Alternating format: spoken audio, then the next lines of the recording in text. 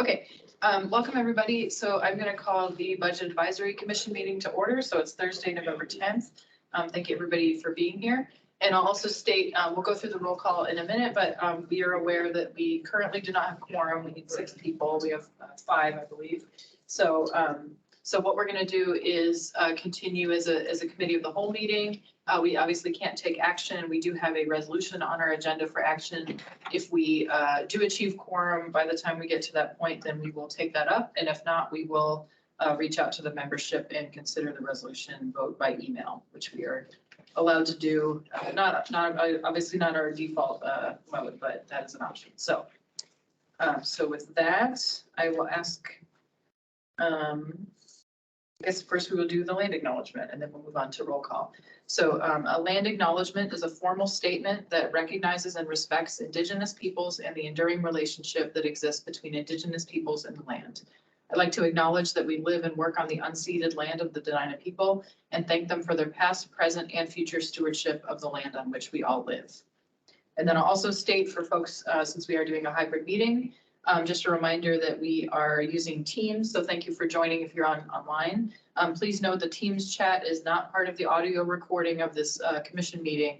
So to make the audio record as complete as possible, please state your comments verbally on the record, not just putting them in the chat. And then if you do want to make a comment, I'll just ask you to say that verbally instead of in writing. But of course, as we always do, you're welcome to use the chat or the raised hand function if you'd like to be in the queue for questions. And yeah, feel free to use it for that purpose as well. So with that, I will turn it over to Lila for roll call. Thank you. Ms. Brawley? Here. Mr. Flynn? You said you might be late. Okay. Ms. Hall? Present. Ms. Hobson? Here. Mr. Minor? Mr. Clouda? Here. Ms. Reese? She said she might also be late. Okay. Mr. Tamani? Ms. Warfield? And I know she was here. She might have dropped off again.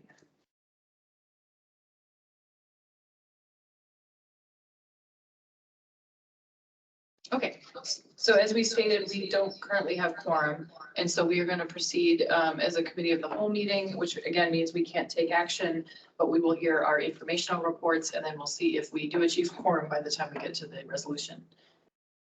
So first, I guess let's do, well, I guess that's a procedural question. Do we need to do agenda approval if we're proceeding as a committee? It's just informational. Yeah. Well, maybe we'll go through and do that. I mean, it doesn't hurt, I guess. Okay, so I'll look for a motion and a second to approve the agenda. Move to approve. I'll second. Okay, moved by Carolyn, second by Dylan. Any objection? You guys are half the meeting, so. And any changes, or I'm sorry, I should say any changes to the agenda. Okay, not seeing any, and again, I'll just note if we do not have quorum, then we won't be able to take action on a resolution. But other than that, we'll leave it on the agenda.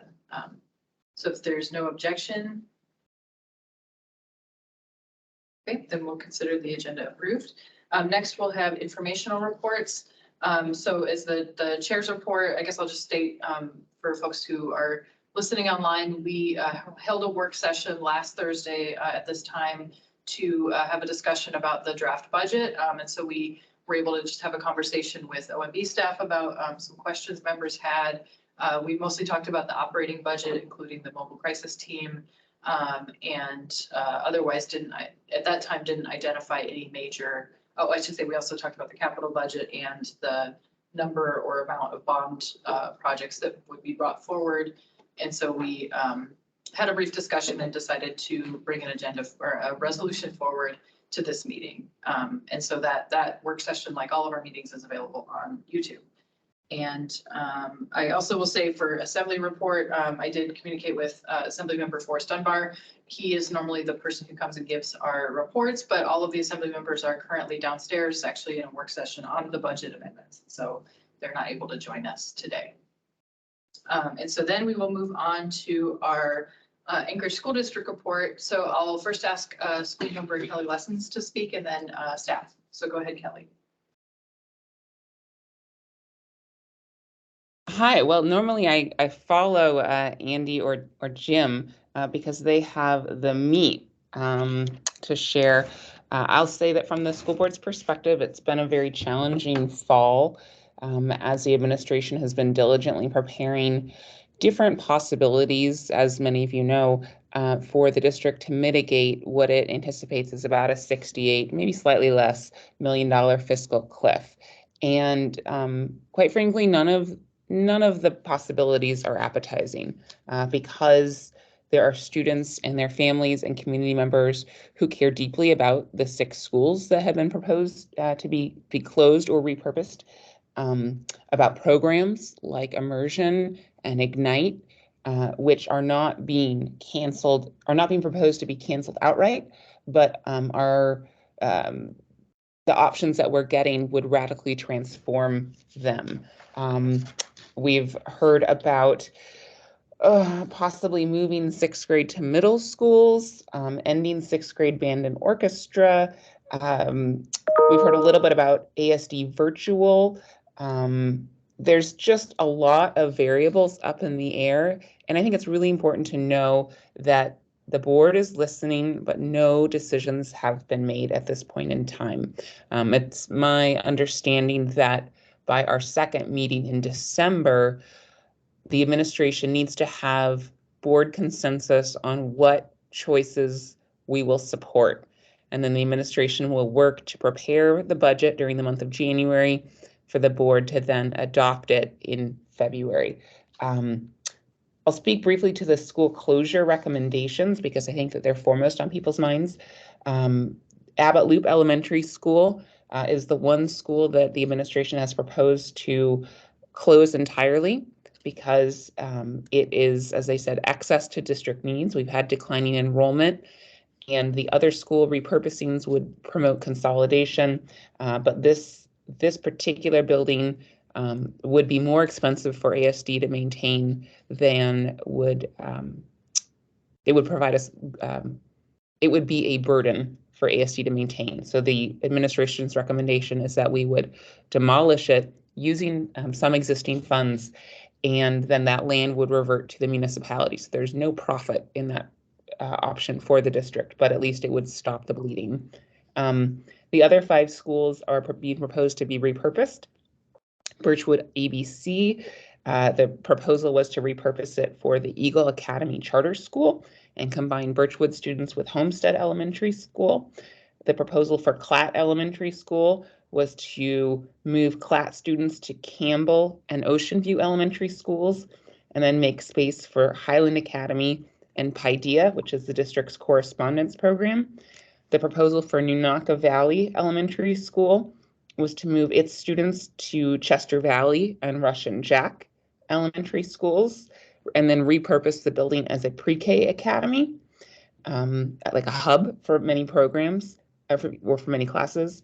The proposal for Northwood Elementary School was similar, for it to become a preschool academy.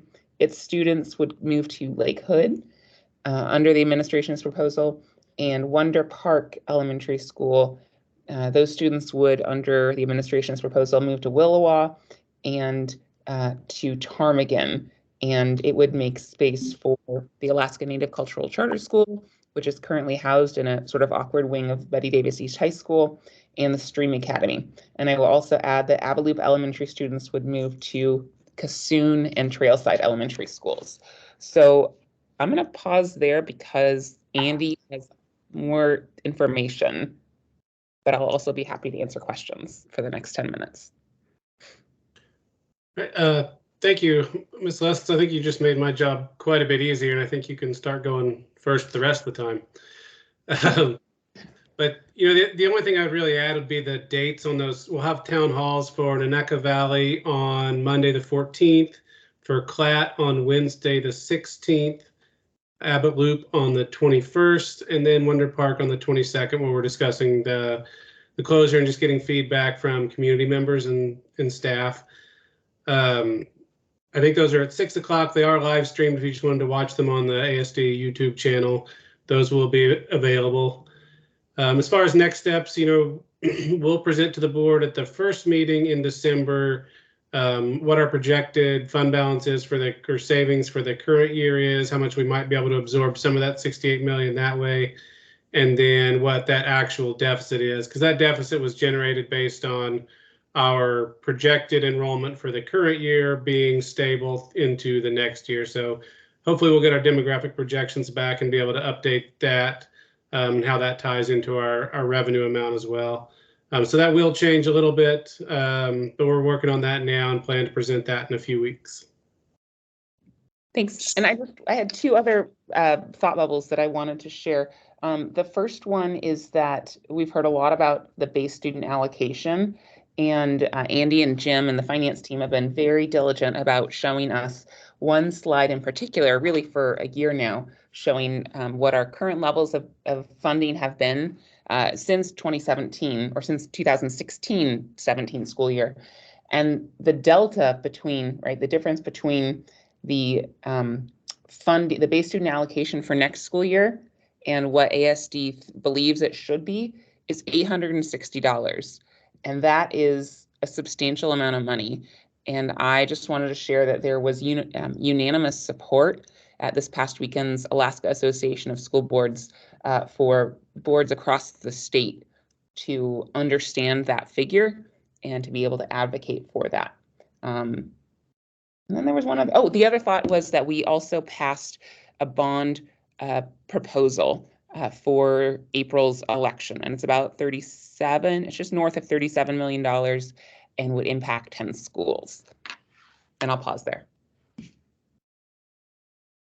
Okay, thanks, Kelly and Andy. So first I'll check, is Lindsay, I saw you had your hand up, but maybe that was an error. So I just want to see if you had a question. Oh, well, I had a question, but I put my hand down thinking that maybe Andy would answer it. But I was just, I think I've seen the number thrown around a few times, but if either Kelly or Andy have can quantify the savings from the school closures. And then I've kind of attended a few of the meetings, and it seems like one of the concerns that is understanding, appropriately quantifying a full classroom when you've got a sped classroom. So if capacity is deemed to be at 20, but there's only 10 kids in that classroom, are they taking into consideration that would also be a full class based on the requirement for the teacher to student ratio required in certain classrooms? Sure, and I can field that. I think, the savings we're going to generate from closing those 6 schools with the repurpose would be about $4 to $5 million in the first couple of years. And then that's going to kind of taper off as the hold harmless provision that the state gives us for repurposing schools or closing schools. That fades out over the course of 5 years. So we do lose revenue eventually on it. So those savings will kind of be eaten up. So it's a short-term fix for the actual savings, but again, $4 or $5 million is a lot of money when you're talking about a $68 million deficit. The other part would be the programmatic changes. When we do look at capacity, the size of those classrooms and the self-contained classrooms that have fewer kids in there, they were factored in initially on the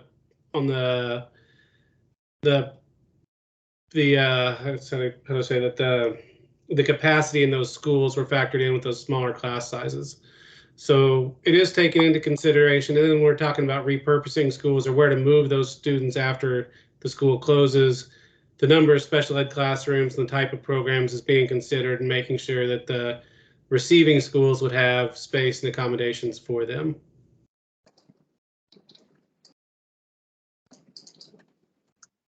All right, thank you. Okay, Nolan, go ahead.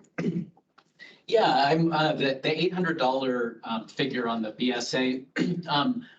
That's based on some kind of escalation of the costs that districts are facing, right? Because the inflationary environment, your costs have increased and the BSA has remained flat. So what is the what's the main driver of cost increases? What are the main factors in it that cause it to be so sudden, I guess?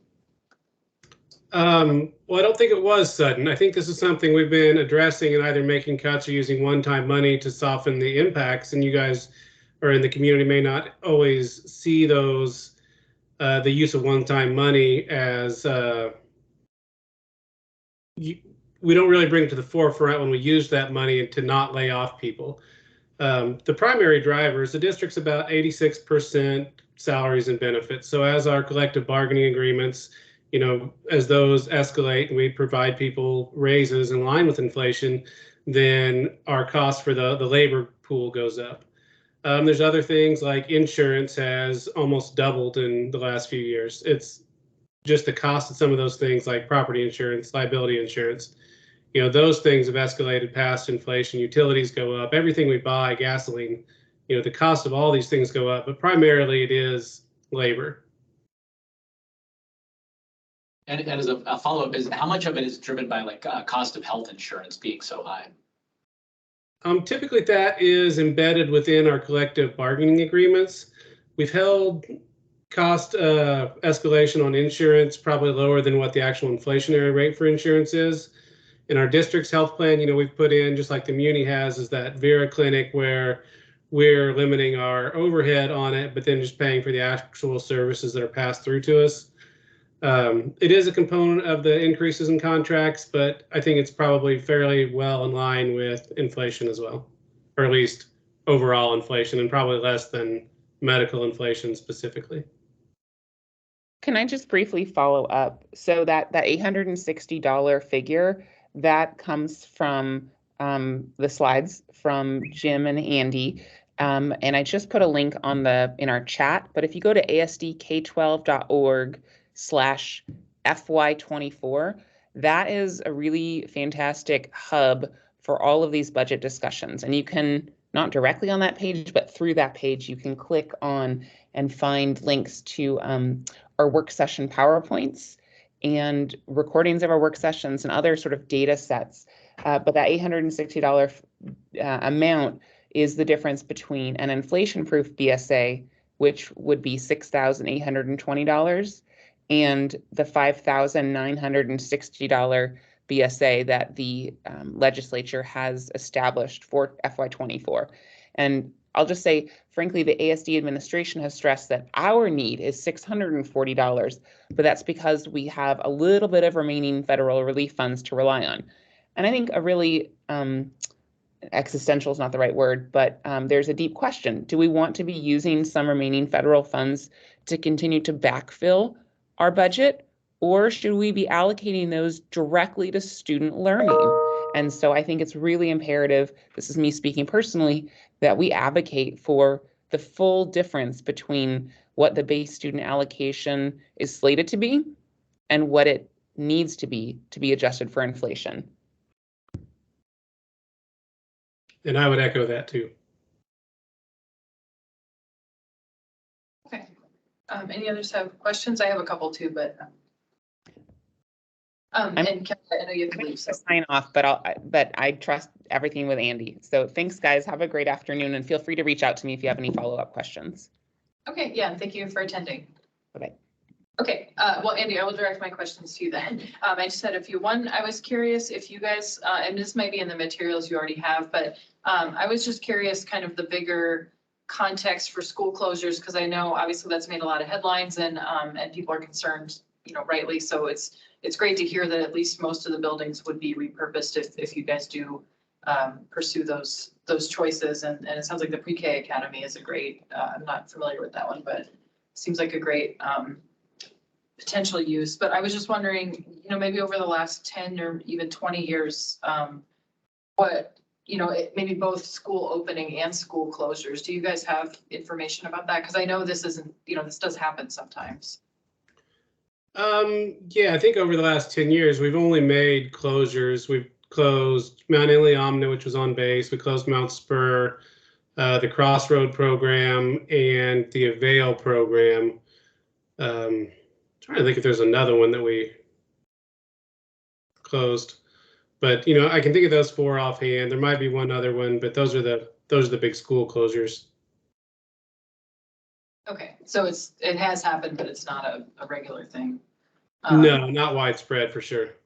Sure, yeah.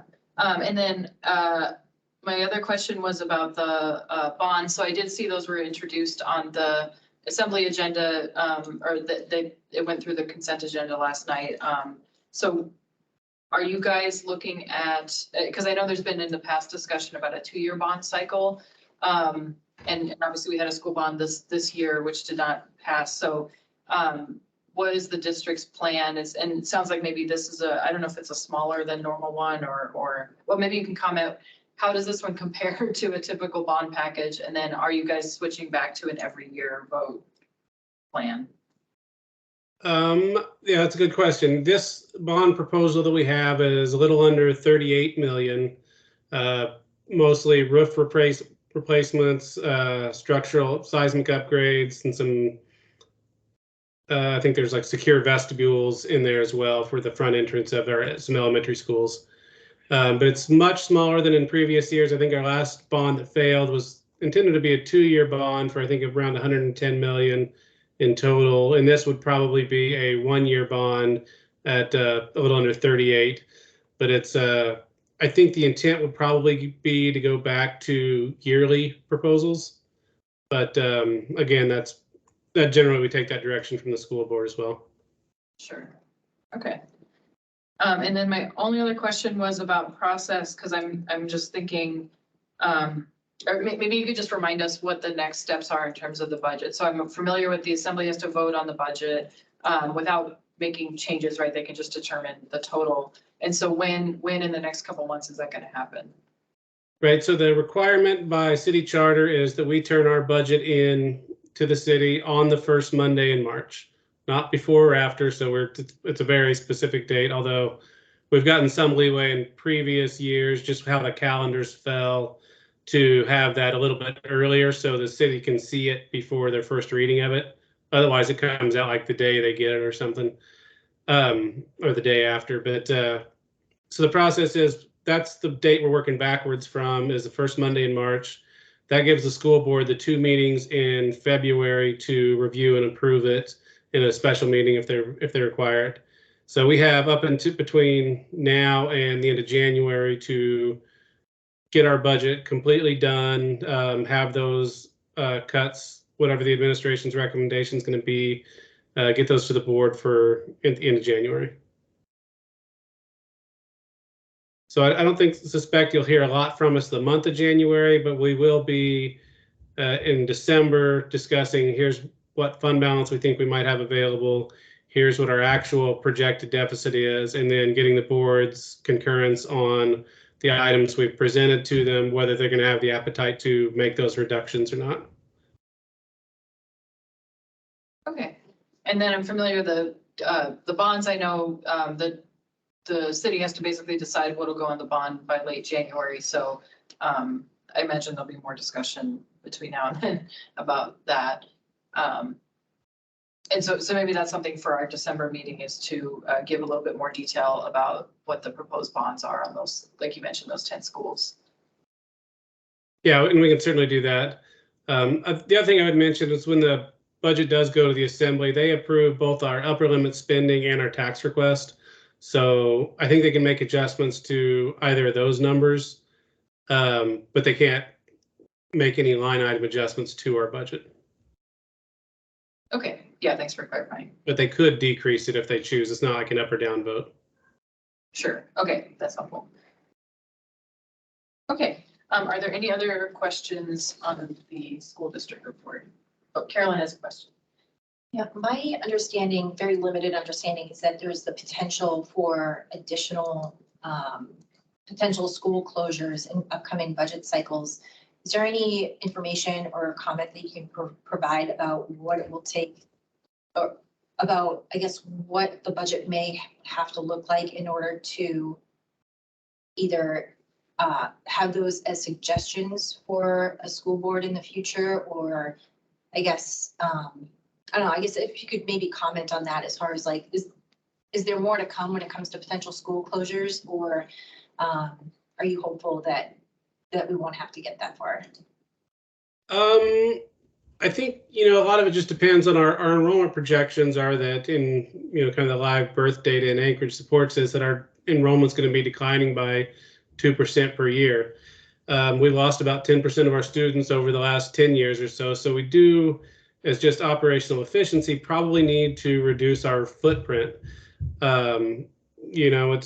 it's certainly not ideal for the students or the families going there, but I suspect after these 6 are addressed, there will be additional recommendations for closures the following year, but I'm not sure what schools those would be.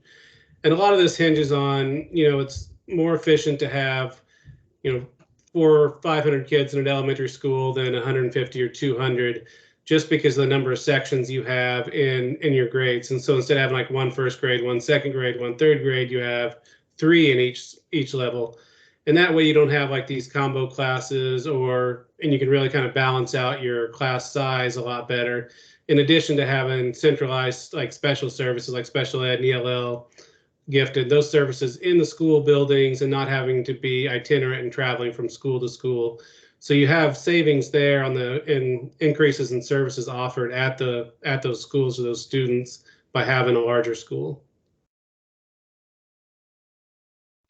So it sounds like it's more of an efficiency lens through which you're looking versus potentially like drastic budget circumstances.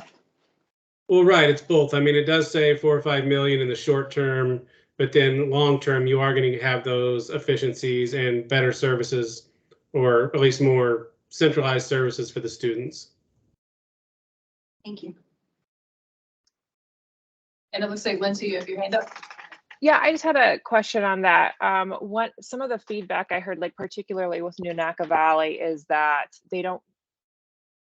It sounded like the experience for the people there was that they don't use a bus service, that it's a largely pedestrian district. And so how does the additional busing factor into the savings? Right. So I mean, we actually got a new transportation, like a routing software that's being put in, and we have some specialists coming in and helping us out to help trim some routes. But we think with the closure of these 6 schools, we'll have to add maybe 3 or 4 buses to the total. So it is factored in there, and we do anticipate having to bus students other places, but I don't think it's going to be a few buses per school. Largely, the existing buses that are running, we can probably utilize those a little better and pick up a few more students along the way to those schools. So quick follow-up. So the additional buses the cost of additional transportation is already factored into that 4 to 5 million. Right. Yeah, we've taken that into consideration. Okay, thank you. Okay. Any other questions for Andy? Okay. Yeah, I think you can always send them to me offline if you need to. So. Okay. Yeah, thank you. And we'll follow up about any requests as far as like presentation for next month as well. Great. Okay. Well, thank you again for being here. Yep. Thank you. Okay. So with that, let's move on to our last report. So the OMB report, and here we have Marilyn Bonsoff. So go ahead. Hi, thank you. For the municipal budget, right now we're working on our 2023 approval process. And today, as you noted, the majority of the folks are attending, or our director is attending the assembly work session on amendments to the 2023 general government budgets and the utility budgets, inclusive of the capital. So that's what's happening. And so what happens with those amendments is the assembly will consider those. They will present their amendments for approval at the November 22nd assembly meeting, which is the meeting we expect them to approve any amendments to the budget and hopefully approve the entire budgets that have been presented. So that's where we're at with our 2023 process. The next steps of that process would be the capital budget, the general government capital budget that would be approved becomes the basis for the bonds packages that are proposed in January for ballot in April of next year. And then, of course, in the beginning of next year is when we start our revised budget process, where we refine the revenues with an understanding of the 2022 closed fund balance, and then get a closer balanced budget, and then also set the mill rates for 2023. That's it for the 2023 budget status. Okay. And then next we'll just go over just a brief budget to actuals for municipal general government through October is what Lila has on the screen at this time. And one thing about this is a snapshot of general government operating budgets and the actuals at a point in time. And what we see is we're 83% through the year, and looking through how the departments have spent, most of the departments are under that amount at this time of this report.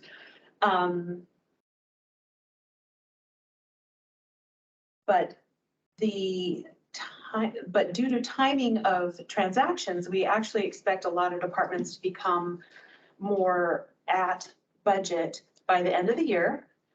And then also we're working with departments on their projections of where they actually expect to be by the end of the year. And two of the departments are forecasting that they may be over budget by the end of the year. Those two are the fire department and our public transportation department. And we're working with both those departments to try and mitigate and hopefully not be over budget, but we're hoping to manage their costs and projections to where they meet their appropriated budget. Again, this is a snapshot at a point in time. Some of the activity that we don't see posted yet may be debt service, which is of course could be a big ticket item. I think it's probably about 50+ million. So about probably 10% of the overall budget is debt service, and it posts according to the debt service schedules, which may not be, proportionate through the year as we go through the year. And then also some contracts don't come due till the end of the year. So that's where we don't really see the alignment of the progress of expenditures through the year to the point of the year we're at this time.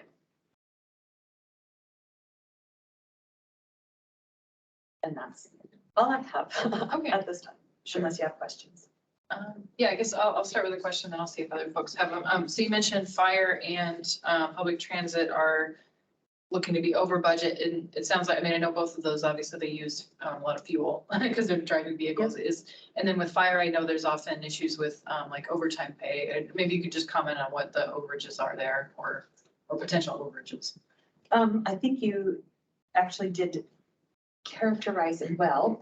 Those are the concerns that have been brought up by the departments, and I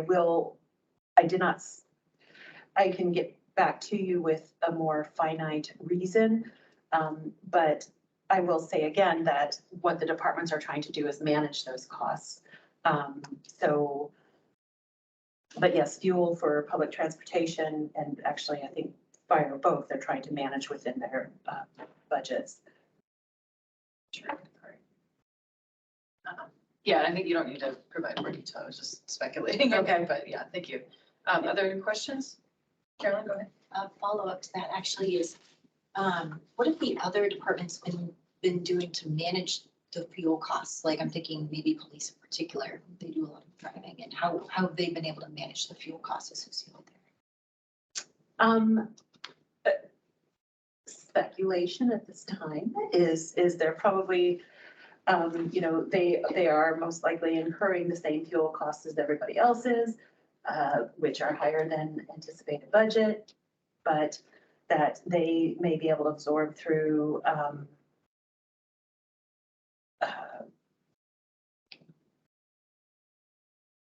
lower costs elsewhere. And if I recall correctly, I believe, and let me look at the report, I believe they may be trending lower on their labor, but let me trust but verify. I'd hate to misstate something. Yeah, so the police labor is that, oh, that's overtime, sorry, forgive me.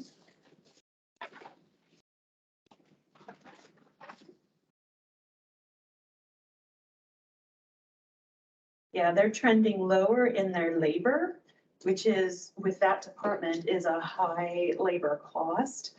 And so they're at 77% through the year for costs, actuals, but we're 83% through the year for time. So they are trending lower in their labor. And so because they have such a high labor cost, that could be part of how they're able to absorb the other costs in fuel. Okay, thank you. Thank you. Other questions for Marilyn?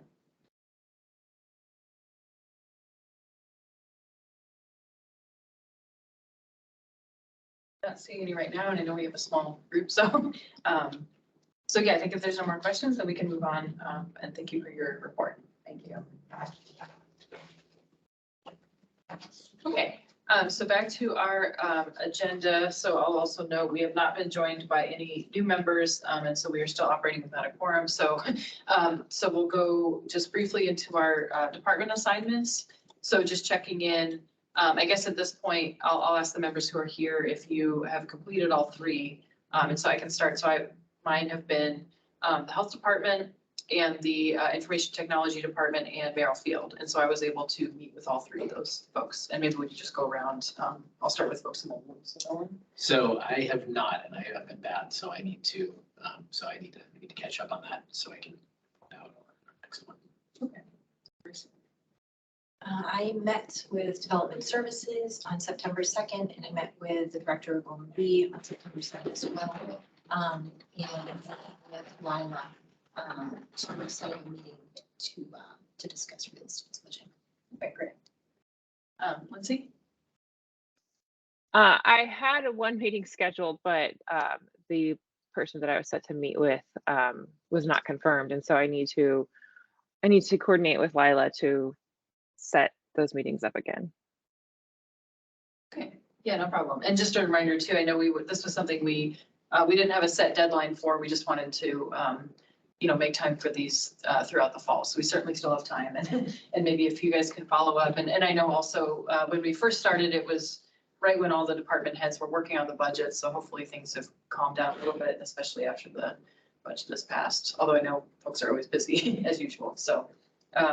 So for those listening too, also, if you are one of our members and you haven't had your meetings yet or haven't finished those, please just follow up with Lila if you need help with scheduling, or you can also just reach out directly to the department heads if that's your preference. They were briefed that they would be participating in this activity.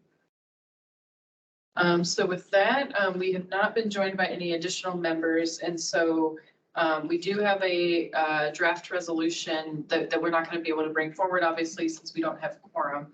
But just to say that the Vice Chair Nolan Claudia and myself worked on a draft. So thanks again, Nolan, for taking the heavy lift on that. And so we will instead, I think it should be posted with our meeting materials. And then we have sent it out to members already. So I think we will contemplate a vote by email of the membership, just because of the time sensitive nature of this proposal. And also just to say, we asked members if there were any amendments or additional items to add to it, and we have not heard any to date, but we'll ask. So just for reference, it's likely that the draft that you're looking at, if you downloaded the copy of it as of right now, it may not change, but we will take care of that by email. And so with that, we don't have any audience. And so I think maybe we'll be ending the meeting earlier today. And before we do, we can just open it up for BAC open discussion. So I'll just see if anybody has comments, including thoughts for future meeting topics, whether it's next month's meeting or into 2023. Or any other topics.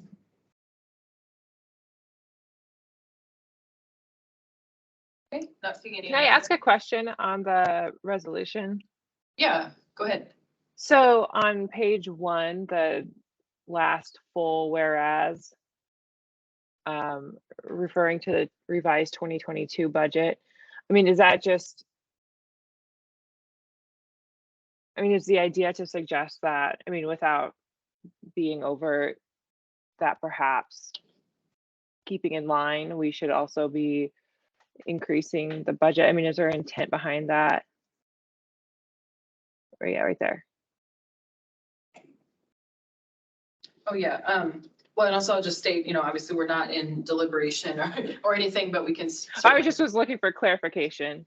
Oh, yeah. Yeah. So my recommendation was to include that, not to, it was more a factual statement, I guess, because looking Right. back, at the original budget, it was not included to be 24/7 service. So it was mostly just noting that by the time the revised budget came around, there was additional funding added, and then it would be a service level change as well. Oh, 'cause I right see. I see.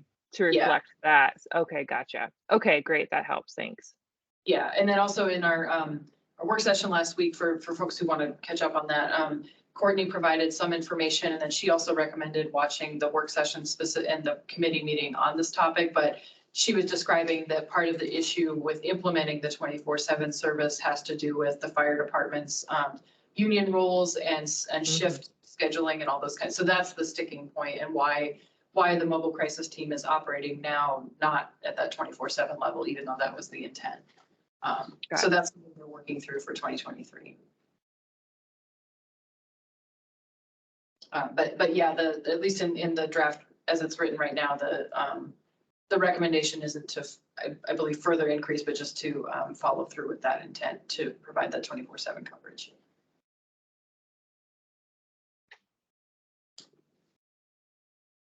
Okay, any other questions or comments? Okay, well then I'll note, you know, again, we did not have a quorum, so we're not able to take action today, but we will be following up with the membership for a vote by email on this resolution. And then our next meetings are scheduled for December 8th and then into 2023, January 12th and February 9th. And so we'll be looking at a summary of what happened with the budget. Next month, we'll hear back some reports about department assignments for folks that were able to complete their meetings, and then we'll talk about looking ahead to the next year. And then something that's not noted there, but I think would be valuable is maybe getting some more detailed report on the proposed school bonds that we brought up earlier today. So we'll add that to the list as well. Okay, well, if there's any other comments, otherwise I'll entertain a motion to adjourn. Motion to adjourn. Second. Okay, motion by Carolyn, second by Nolan. Any objection from the other two of us? Not hearing any, then we will be adjourned. So thank you, everybody. Great. Thank you.